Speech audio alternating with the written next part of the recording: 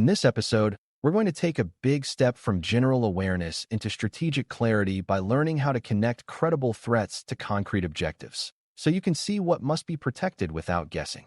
When people are new to cybersecurity, it is common to either feel like everything is at risk all the time or to feel like threats are too random to plan for. Neither of those views helps you make good decisions, and that is why linking threats to objectives is such a powerful skill. Objectives are the outcomes the organization is trying to achieve, and threats are the forces that could prevent those outcomes from happening. When you connect the two, you create a focused picture of what is truly important, because you are protecting the things that make the objectives possible. This approach is at the heart of GIC strategic planning, policy, and leadership, GST-RT. Thinking, because strategy is about defending outcomes, not chasing endless technical details. Before we continue, a quick note. This audio course is a companion to our course companion books. The first book is about the exam and provides detailed information on how to pass it best. The second book is a Kindle-only ebook that contains 1,000 flashcards that can be used on your mobile device or Kindle. Check them both out at cyber.author.me in the Bare Metal Study Guide series. A good place to start is defining what an objective really is in this context, because beginners sometimes confuse objectives with tasks. An objective is an outcome that matters to the organization, such as maintaining reliable service, protecting customer trust, meeting legal obligations, or achieving growth targets without unacceptable risk. A task is an action, like writing a policy, installing a control, or running a review, and tasks only matter if they support an objective. Threats become meaningful when they are tied to objectives, because a threat is not just a scary event, it is a plausible source of harm to something the organization values. If an organization's objective is uninterrupted service, then threats that cause downtime deserve immediate attention. If an objective is safeguarding sensitive data, then threats that enable unauthorized access and disclosure become central. This is how you avoid wasting energy on threats that sound dramatic but do not actually endanger the organization's most important outcomes. Credible threats are the next concept to get clear, because credibility is what separates a useful strategic conversation from panic. A credible threat is one that is plausible in your environment given what is exposed, what is valuable, and what kinds of adversaries are likely to target you. Credibility is not about certainty, because you can never guarantee what an attacker will do, and strategy is always practiced under uncertainty. Credibility is about evidence and realism, such as whether the threat has been observed broadly, whether it matches common attacker incentives, whether your organization has exposure that makes it feasible, and whether the potential payoff makes sense for the adversary. Beginners sometimes assume credibility comes from how advanced a threat sounds, but that is backwards. Many high-impact incidents come from simple, repeatable methods aimed at common weaknesses, so a credible threat can be surprisingly ordinary. When you treat credibility as a filter, you keep your focus on threats that are worth planning against. Now we connect objectives and credible threats through a simple reasoning chain that keeps you grounded. You begin with an objective, then identify what must be true for that objective to be achieved, then ask what could plausibly disrupt those conditions. For example, if the objective is reliable service, then the conditions include stable systems, controlled change, and the ability to recover quickly. Credible threats might include disruptive attacks, accidental misconfigurations, third-party outages, or capacity failures during peak demand. If the objective is customer trust, then the conditions include protecting sensitive data, preventing fraud, and communicating clearly during incidents. Credible threats might include credential theft leading to account takeover, data exposure through mismanaged access, or malicious disruption that damages reputation. Notice how you are not starting with a generic list of scary events. You are starting with what success requires, and then identifying plausible ways success can be derailed. That is strategic thinking because it keeps the conversation tied to outcomes. Once you have this chain, you can spotlight what must be protected by identifying the assets and processes that directly support the objective.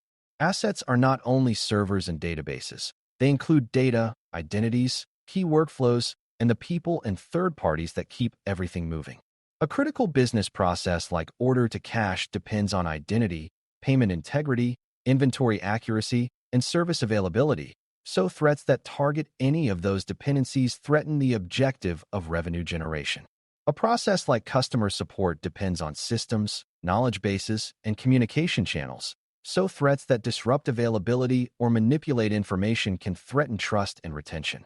Beginners often want a single object to protect, like the database, but real objectives depend on chains, not single points. When you link threats to objectives properly, you see which parts of the chain are the high-leverage protection points, because protecting them protects the objective. This is how you avoid a scattered approach where you protect what is visible instead of what is essential. A helpful way to deepen this skill is to understand that objectives exist at multiple levels, and threats may connect differently at each level. At the highest level, an objective might be protect revenue, but revenue depends on many other outcomes like uptime, fraud prevention, customer confidence, and operational efficiency. A credible threat might directly impact revenue, such as transaction fraud, or indirectly impact it, such as a breach that causes customers to leave. Strategic clarity comes from mapping these relationships so you do not overlook indirect paths that matter just as much as direct ones.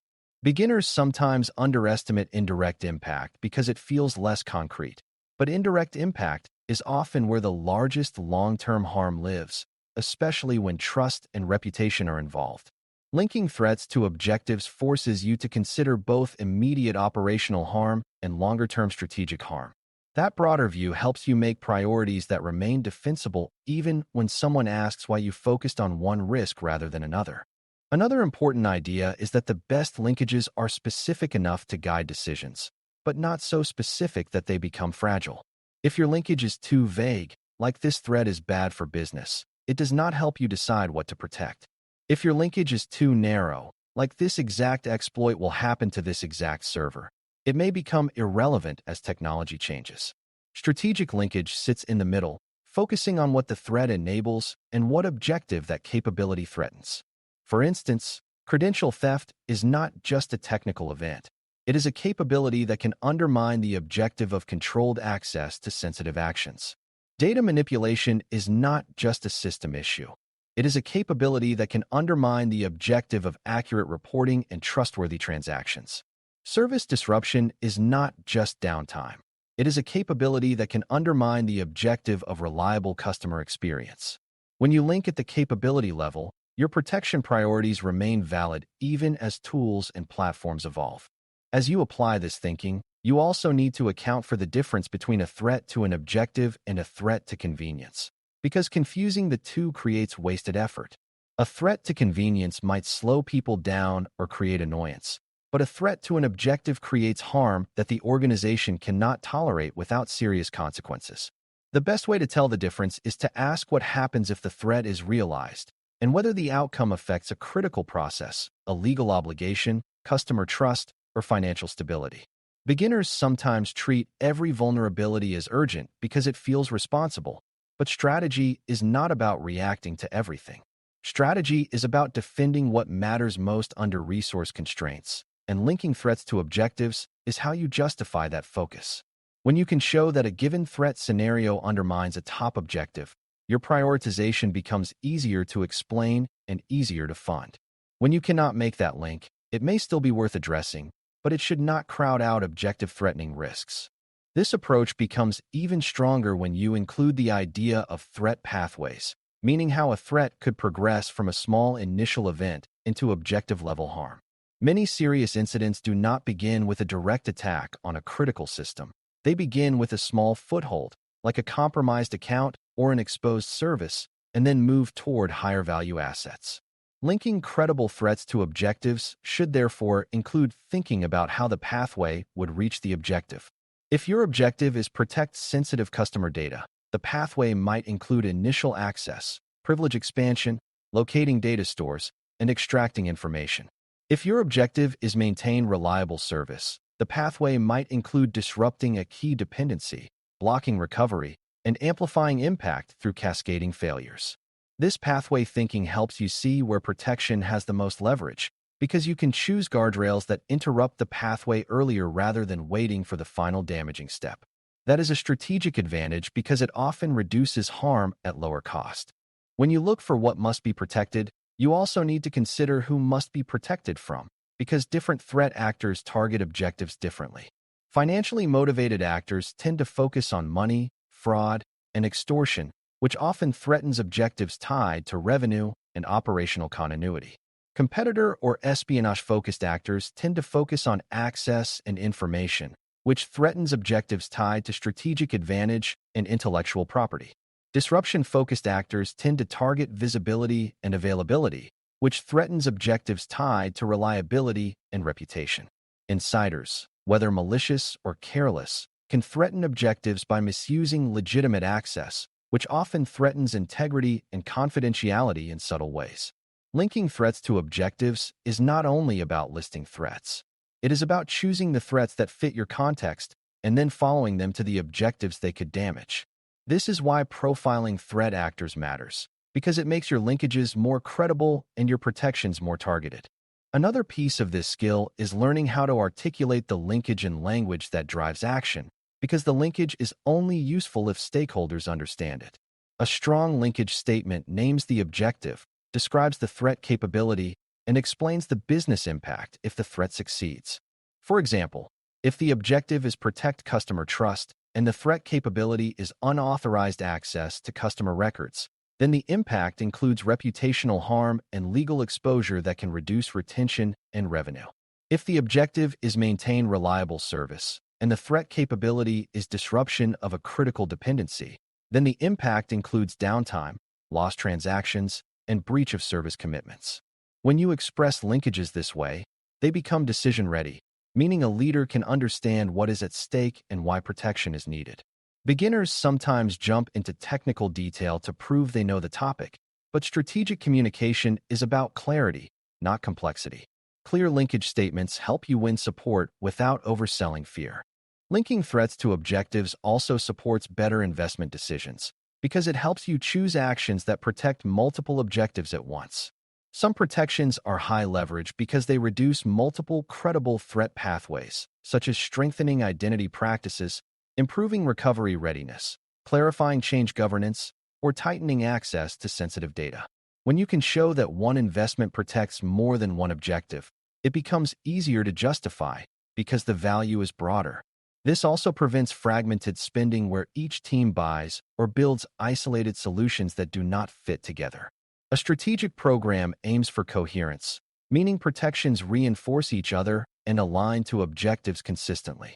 Linking threats to objectives provides the glue for that coherence, because it tells you why each guardrail exists and what it is meant to defend. On an exam, choices that reflect coherent, objective-driven investments often signal the most defensible strategy, especially when multiple answer options seem plausible on the surface. As you build confidence with this, you will also learn to spot weak linkages, which is just as valuable. A weak linkage is one where the threat is real but the connection to the stated objective is fuzzy or exaggerated, or where the objective is broad but the threat described is too narrow to meaningfully affect it.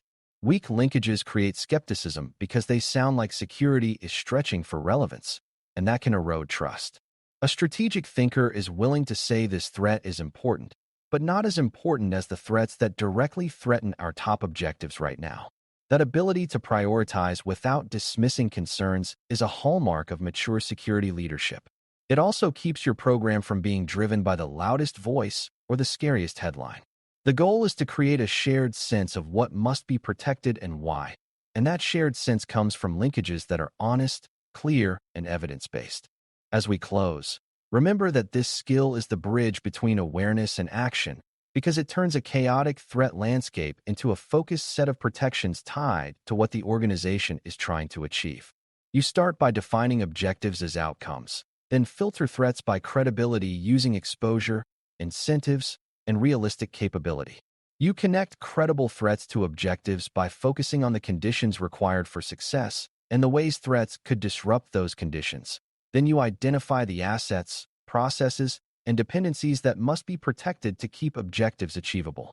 You keep linkages at the capability level so they remain durable over time, and you consider pathways so you can interrupt threats early rather than only reacting to harm after it occurs. You communicate the linkage in plain language that supports decisions and investments, and you use it to select guardrails that protect multiple objectives coherently. When you can link credible threats to objectives this way, you stop protecting everything in theory and start protecting what truly matters in practice, which is exactly the kind of strategic clarity the GST-RT exam is designed to measure. Thanks for listening. For more audio courses, daily newsletters, and more, please visit DailyCyber.News.